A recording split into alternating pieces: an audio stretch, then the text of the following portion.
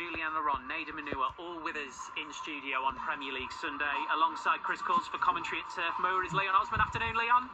Good afternoon. Well, after all that chat, no Alexander Isak. Yeah, I mean, there's been a lot. He's been on the tip of everyone's tongue, hasn't he, for so long. But it also doesn't surprise me. Once he's joined Liverpool Football Club, he's not had a pre-season. He's played a little bit in the international break and certainly managed in the right way by his international manager. And I don't think he was signed to take part in this particular game. I think there's a long-term plan for how and when to get the best out of Alexander Isak. And let's not forget that they've got a striker they brought in that's actually started the season pretty well in Ekitike. The goals he scored, how he's led the line. There's no rush to bring Isak into the fray this early, because this Liverpool team have started perfectly. 3 wins out of 3.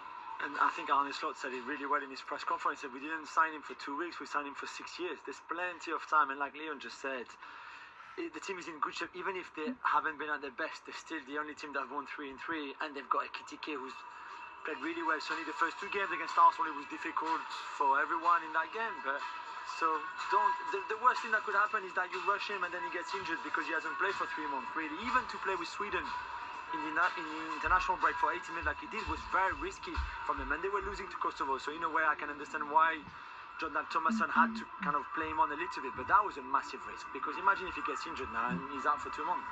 His summer, Phil, has ended with him obviously getting what he wanted, which is the move to Liverpool. What it hasn't been has been conducive to being fully fit and ready to go.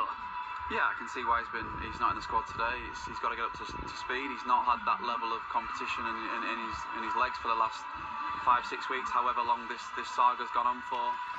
But listen, Liverpool signed an unbelievable player who is a proven goal scorer, left foot, right foot, the way he arrives in the box, the timing that he arrives in the box, the sort of spaces that he occupies. He always occupies centre half. He's a tough player to play against. He's quick, he's strong.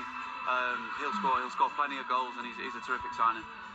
On Ekitike then, Nader, what I think is going to be interesting is that one of the things that Arne Slot did last season is he really stuck for a long time with like an established pretty much 11. You kind of knew who he was going to pick.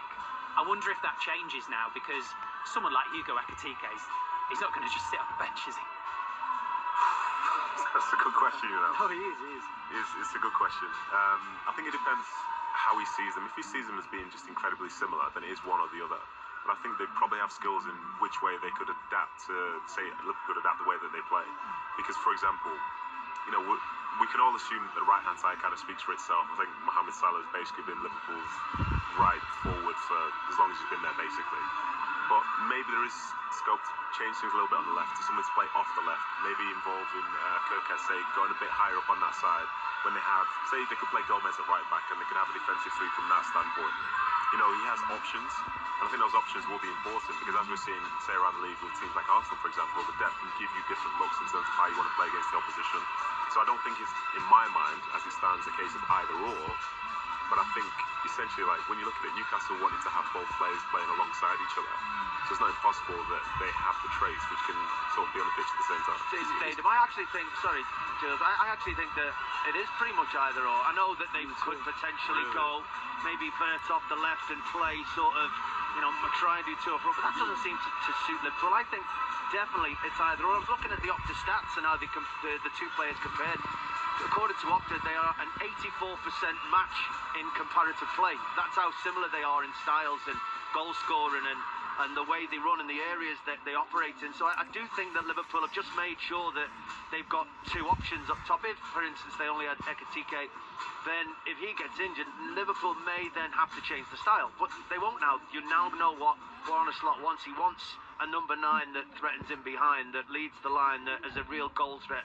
He obviously wants Viet in behind as well. He wants to start playing with that number 10, which is a bit of a different sort of outlook for Liverpool this season. That is the test, because he's not really settled as everybody expected. I don't think so far. I know it's only early, Viet, but I just think that at the top end of the pitch, I think they've now got 2 established, out-and-out, very good number 9s, and they've got an awful lot of games, let's not forget. They're going to be playing in European competitions to the latter stages, everyone would expect. They're going to compete for the titles, and now the workload will be shared between them both, I'm sure.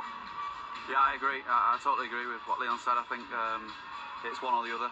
Ekitike is obviously coming and done really well, but you look at Mohamed Salah, Florian Wirtz, Cody Gakpo, Ekitike and Isak, one of them's going to miss out, and it's not, yeah, it's going to be one of the other two top number 9s, but you're signing Isak for 140 million or whatever, he's not going to play.